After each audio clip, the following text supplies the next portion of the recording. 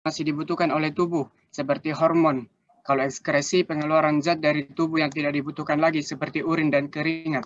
Ya, jadi betul ya, Arpate. Jadi kalau misalnya dikeluarkan untuk tidak digunakan lagi, itu namanya ekskresi. Kalau dikeluarkan untuk masih digunakan, itu namanya sekresi. Ya, contoh misalnya hormon, itu sekresi. Kalau urin tadi, contohkan itu adalah ekskresi. Yang berperan membentuk empedu yang mengalir melalui saluran empedu ke saluran pencernaan. Kemudian di sini fungsi hati ada metabolisme. Metabolisme itu ada dua, ada anabolisme dan ada katabolisme. Ada yang bisa bedakan apa bedanya anabolisme dan katabolisme?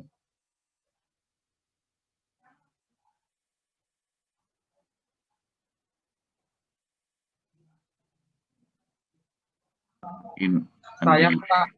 Siapa? Husnul silakan. Kalau anabolisme itu proses sintesis molekul kimia kecil menuju molekul kimia besar. Kemudian biasa juga disebut dengan si menerima. Ya. Sedangkan katabolisme proses penguraian besar ke kecil. Ya. Jadi kalau atau biasa disebut melepaskan, Pak, disebut oksidasi.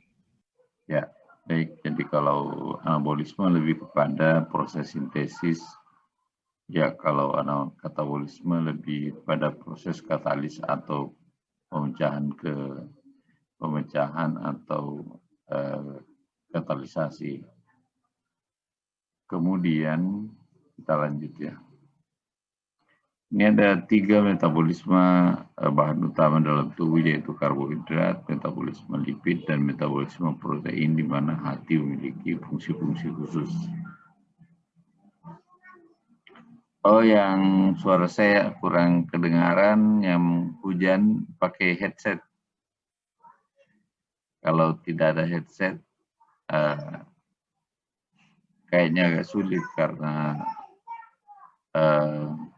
kalau hujan memang agak sulit.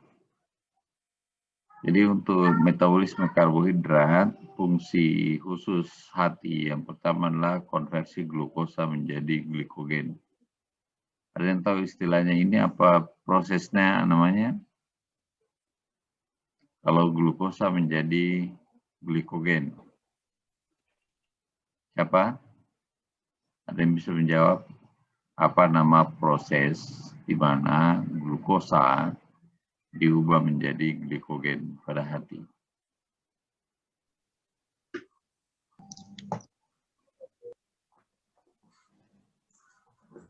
Glikogenolysis. Glikogenolysis.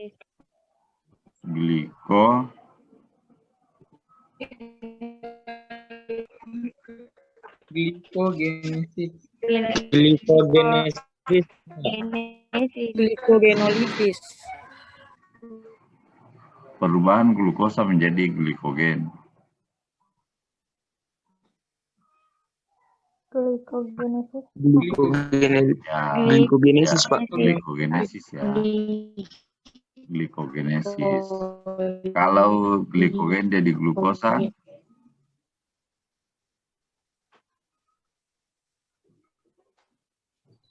Glikogen menjadi Glikogenolysis. Ya, kalau glikogen menjadi glukosa namanya glikogenolisis. Kalau pembentukan glukosa dari bahan non karbohidrat,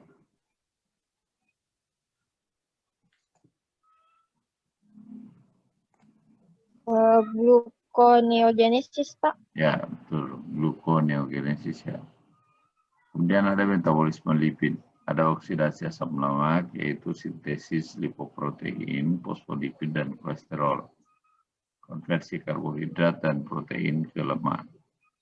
Kemudian ada metabolisme protein, deaminasi asam amino, terlain sintesis urea, protein darah, interkonversi asam amino.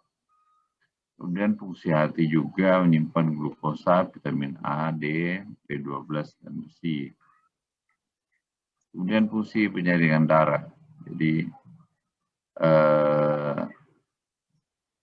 hati berfungsi untuk membuang sel darah merah yang rusak atau mengolah sel darah merah yang rusak, kemudian dan benda-benda asing lainnya melalui proses fagositosis. Kemarin kita sudah lihat bagaimana eritrosit yang sudah tua itu difagosit, kemudian sebagiannya besinya dilepaskan, kemudian bahan-bahan lainnya itu diubah menjadi bilirubin, kemudian dimasuk ke empedu.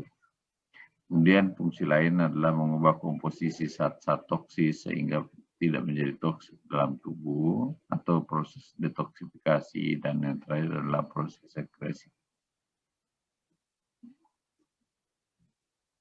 Jadi hati adalah organ yang besar, dapat meluas, dan organ venosa yang mampu bekerja sebagai penampung darah yang bermakna jika volume darah berlebih, dan juga mampu mensuplai darah ekstra pada saat volume darah kurang dalam tubuh. Kemudian sekarang kita akan spesifik bahas fungsi hati sebagai metabolisme karbohidrat. Jadi sel hepar memiliki reaksi kimia dengan laju metabolisme tinggi, saling memberikan substrat dan energi dari satu sistem metabolisme ke sistem yang lain. Mengolah dan mensintesis berbagai zat yang diangkut ke daerah tubuh lainnya dan melakukan berbagai fungsi metabolisme yang lain. Dalam metabolisme karbohidrat, fungsi hati antara lain yang pertama menyimpan glikogen. Jadi cadangan glukosa itu disimpan di hati. Jadi makanya biasanya kalau kita puasa itu hari-hari pertama itu tidak ada masalah. Beberapa hari pertama itu tidak ada masalah karena tubuh masih bisa menggunakan glikogen yang tersimpan di hati, kemudian di otot untuk bisa digunakan sebagai cadangan glukosa.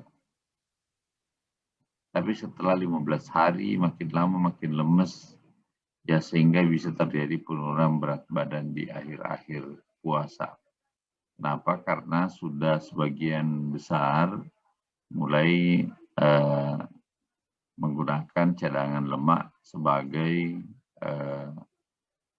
glukosa, diubah menjadi glukosa sehingga lama-kelamaan berat badan bisa turun.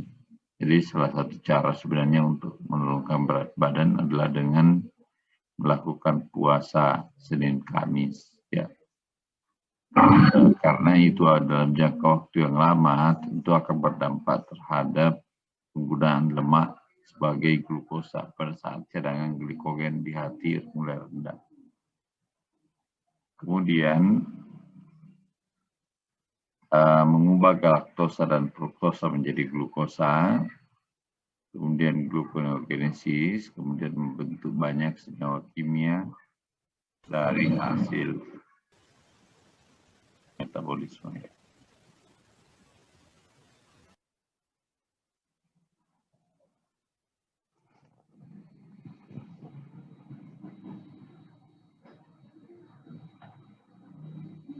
Berikutnya,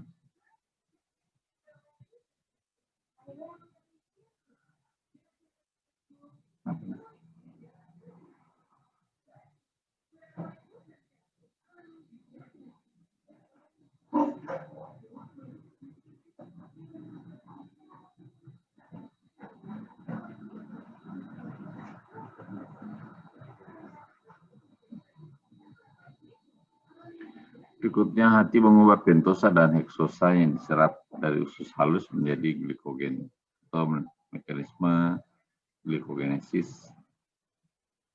Kemudian glikogen lalu ditimbun di dalam hati, kemudian hati akan memecahkan glikogen menjadi glukosa pada saat diperlukan. Jadi dari prinsip-prinsip dan proses-proses di atas, maka terlihat bahwa hati ini sebenarnya adalah sumber utama glukosa dalam tubuh. Kemudian hati mengubah glukosa melalui heksosa, monofosfat, dan terbentuklah pentosa. Pentosa punya beberapa tujuan. pertama menghasilkan energi, kedua biosintesis dari nukleotida, asam nukleat dan ATP, ketiga membentuk biosintesis senyawa 3 karbon yaitu asam piruvat yang dibutuhkan dalam siklus Krebs.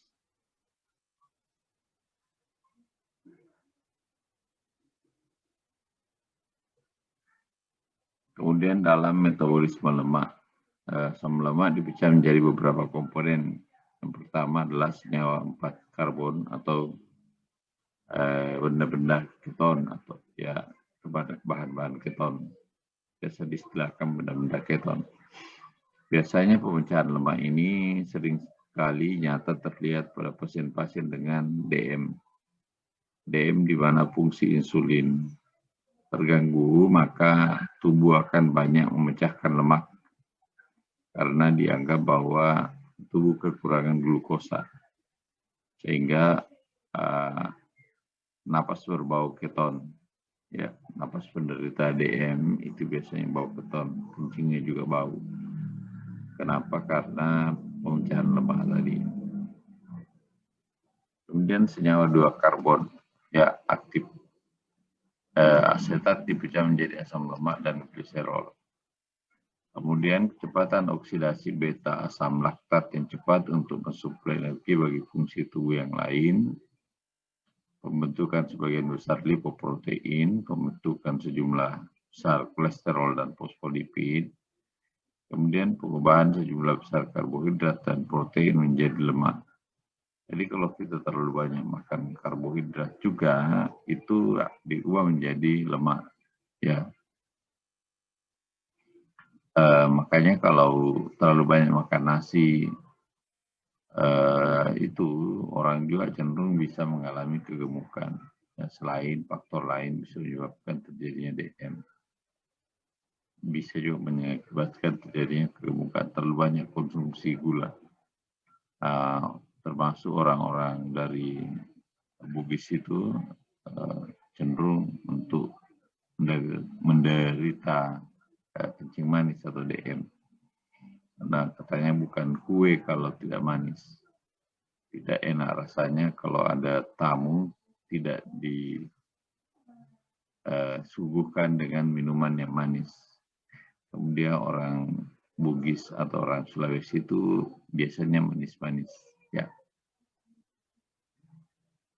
Ya, tapi tidak begitu ya. Jadi yang pasti bahwa terlalu banyak konsumsi karbohidrat juga bisa menyebabkan kegemukan. Jadi bukan hanya konsumsi lemak saja, tapi konsumsi karbohidrat juga itu bisa memicu kegemukan.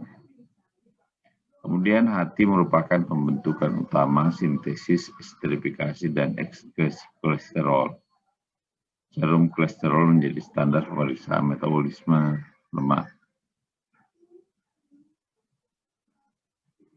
Kemudian dalam hal metabolisme protein, jadi hepar melakukan fungsi yang pertama mensintesis berbagai macam protein dari asam amino, atau disebut sebagai deaminasi asam amino.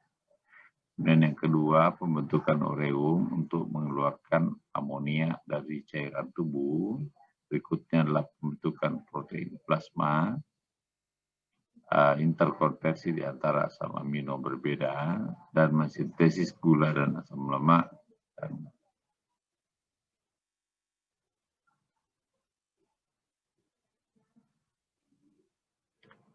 Kemudian dengan proses transaminasi, hati memproduksi asam amino dari bahan-bahan non-nitrogen.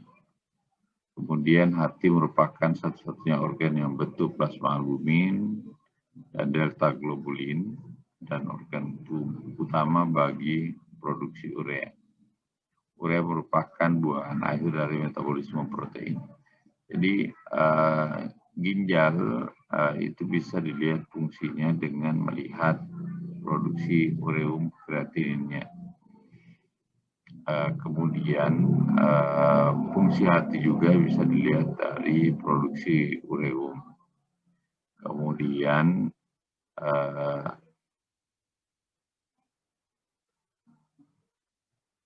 metabolisme otot itu juga dapat menggambarkan kadar ureum dalam urin itu juga bisa menggambarkan kondisi metabolisme otot dan metabolisme hati terutama. Kemudian dalam hal pembentukan darah, ya, jadi komponen-komponen darah itu sebagian besar disintesis di hati.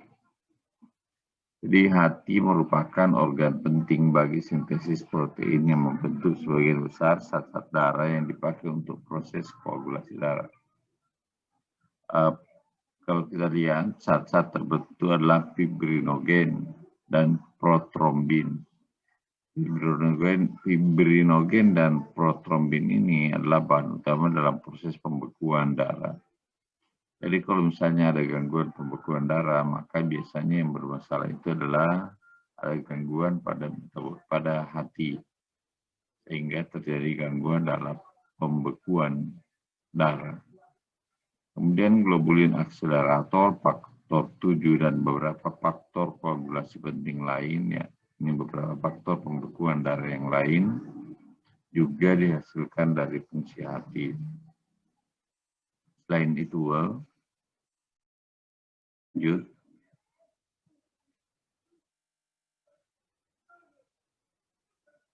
Vitamin K ini juga adalah salah satu vitamin yang sangat penting dalam hal faktor pembekuan darah.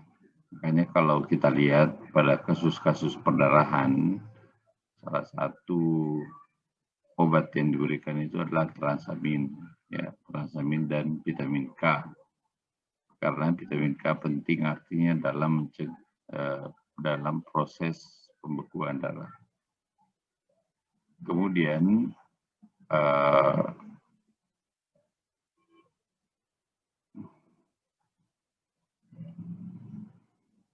ya, jadi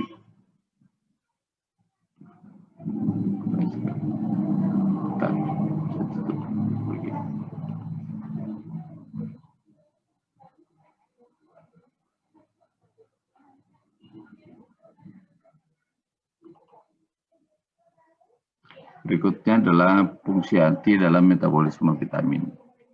Jadi semua vitamin disimpan dalam hati, khususnya vitamin A, vitamin D, vitamin E, dan vitamin K. Kemudian dalam hal penyimpanan besi. Jadi besi dalam tubuh itu disimpan di hati dalam bentuk senyawa ferritin. Bila besi banyak tersedia dalam cairan tubuh, maka besi berikatan dengan apoferritin membentuk ferritin, kemudian disimpan dalam bentuk ini dalam sel hati sampai dia diperlukan oleh tubuh. Kemudian dalam hal detoksifikasi, hati adalah pusat detoksifikasi utama dalam tubuh.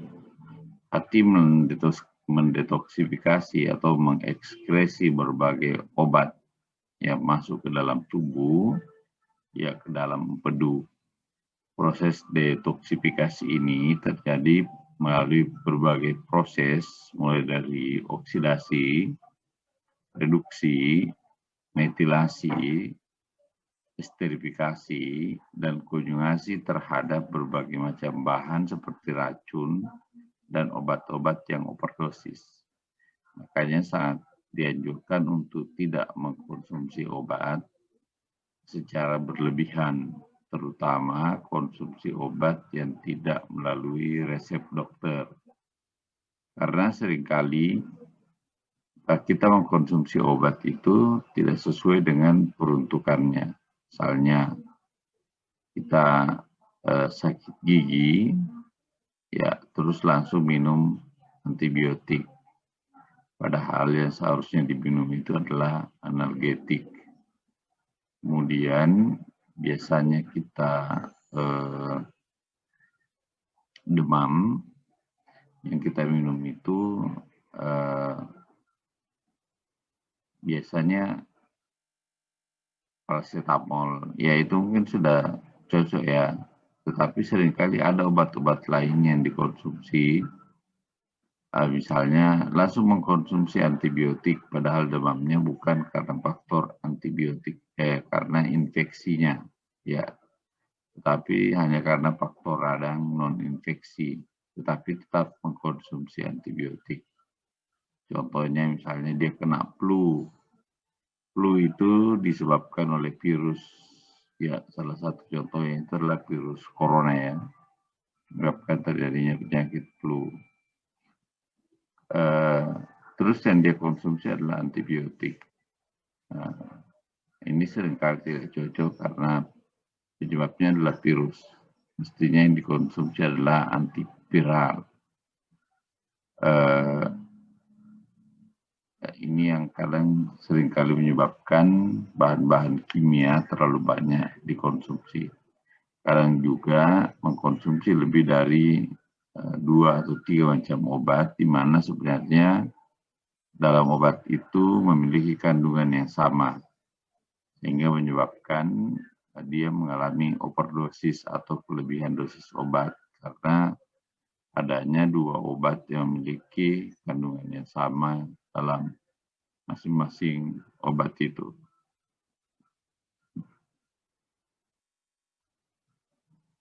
Dengan cara yang sama, beberapa hormon yang disekresi oleh kelenjar endokrin diekskresikan atau dihambat secara kimia oleh hati, meliputi tiroksin dan terutama semua hormon steroid seperti estrogen, kortisol, dan aldosteron. Kerusakan hati seringkali dapat mengakibatkan penimbunan yang berlebihan dari 1 atau lebih hormon dalam cairan tubuh dan oleh karena itu dapat menyebabkan aktivitas berlebihan dari sistem hormon.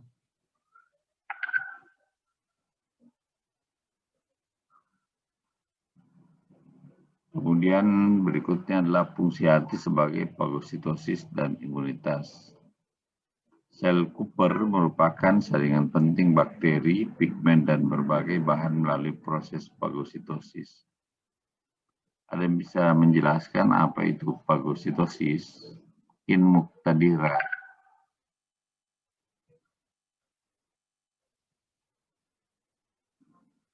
Muktadira mungkin bisa dijelaskan apa itu fagositosis.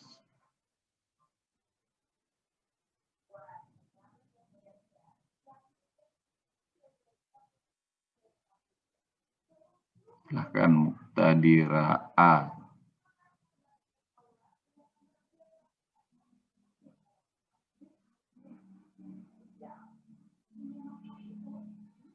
Muktadira Ardia. Bisa jelaskan apa itu fagositosis?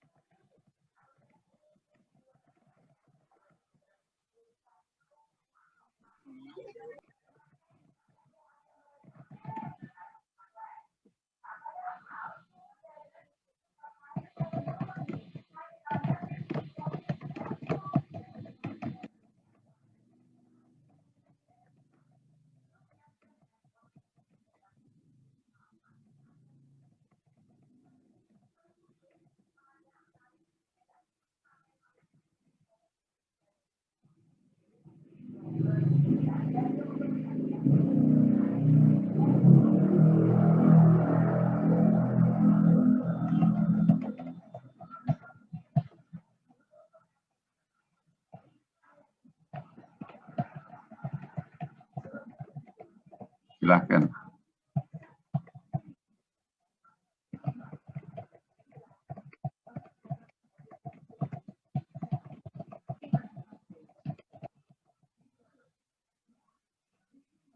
Atau yang lain mungkin ada yang bisa menjelaskan apa itu fagositosis? Saya, Pak. Silahkan. Saya, Pak. Silahkan. Yang perempuan dulu. Saya, Pak. Ya. Fagositosis adalah proses seluler dari fagosit dan protista yang menggulung partikel padat dengan membran sel dan membentuk fagosom internal. Ada yang bisa menjelaskan lebih detail? Saya, Pak. Silahkan. fagositosis, yaitu peranan sel darah putih yang berperan sebagai fagosit, yang artinya dia memakan benda-benda asing yang menyerang ke dalam tubuh. Ada yang lain? Saya, Pak. Silakan.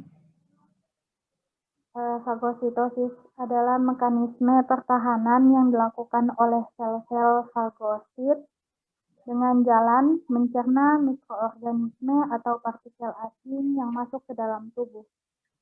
Ya, sebenarnya yang memfagosit itu apa?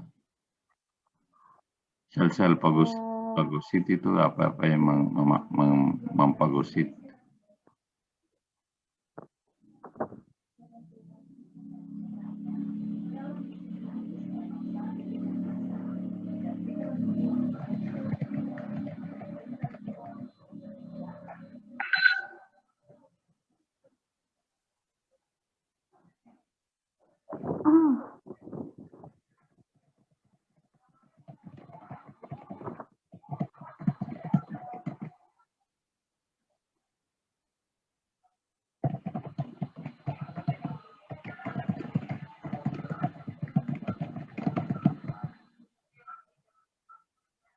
Sel darah putih, Pak.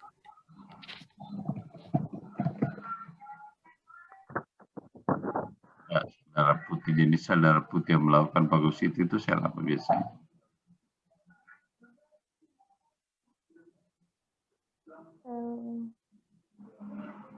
Sel NK dan sel K.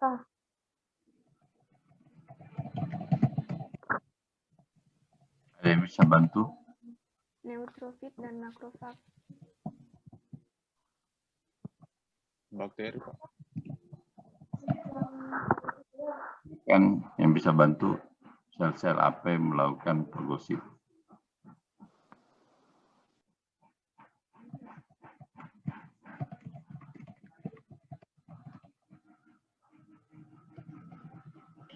Neutrofil, Pak. Neutrofil. Neutrofil, Pak. Kan makrofag ya?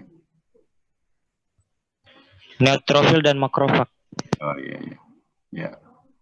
Itulah jadi sel yang melakukan fagositosis ya, terhadap bakteri, pigmen, dan berbagai bahan yang tidak diperlukan. Kemudian berikutnya adalah sel Cooper juga ikut memproduksi alfa globulin sebagai imun liver mekanisme atau mekanisme pertahanan hati. Kemudian fungsi hati sebagai hemodinamik. Hati menerima kurang lebih 25% dari cardiac output. Aliran darah hati yang normal kurang lebih 1.500 cc per menit atau 1.000 sampai 1.800 cc per menit. Darah yang mengalir di dalam arteri hepatika kurang lebih 25% dan dalam vena porta 75% dari seluruh aliran darah ke hati. Aliran darah ke hepar dipengaruhi oleh faktor mekanis, pengaruh persarapan dan hormonal. Aliran ini berubah cepat pada waktu exercise, terik matahari, dan shock. Kemudian hepar merupakan organ penting untuk mempertahankan aliran darah.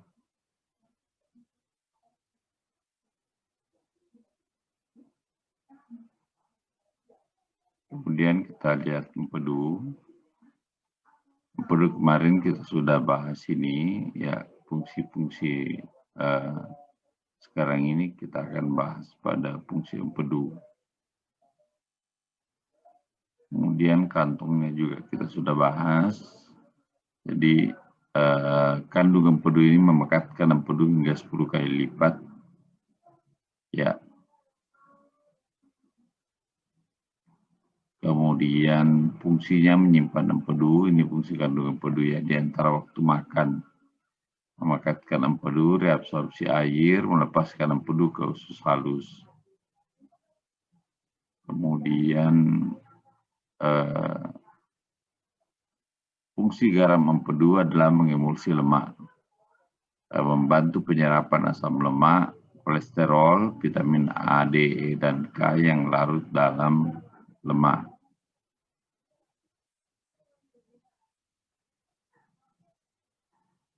Kemudian berikutnya banyak zat diekskresi ke dalam kandungan empedu dan kemudian dikeluarkan ke dalam feses. Salah satunya adalah pigmen bilirubin yang berwarna kuning kehijauan. Bilirubin kemarin kita sudah jelaskan adalah pemecahan Hb. Hb dilepas yang difagosit oleh jaringan makrofag, kemudian dipecah menjadi globulin, sehingga dihasilkan besi bebas dan rantai lurus dari inti besi. Ini prosesnya kemarin sudah digambarkan juga. Nah, sekarang gangguan metabolisme pada bilirubin. Jadi, bila terjadi gangguan metabolisme bilirubin, maka akan terjadi peningkatan kadar bilirubin dalam plasma yang tampak secara klinis. Jaringan tubuh berwarna kuning-kuningan pada mukosa mulut, kulit, sklera mata, dan jaringan dalam. Ini pada penyakit hati, biasanya ini namanya penyakit kuning ya, kalau bahasa yang biasa kita dengar penyakit kuning. Itu sebenarnya adalah ikterus atau jaundice atau gangguan metabolisme bilirubin. Penyebabnya adalah peningkatan pemecahan sel darah merah, makanya ini biasa terjadi pada bayi baru lahir sampai umur 14 hari. Kemudian berikutnya sumbatan saluran biliaris atau kerusakan sel hati sehingga kadar bilirubin yang biasa sekalipun tidak dapat diekskresi ke dalam saluran pencernaan.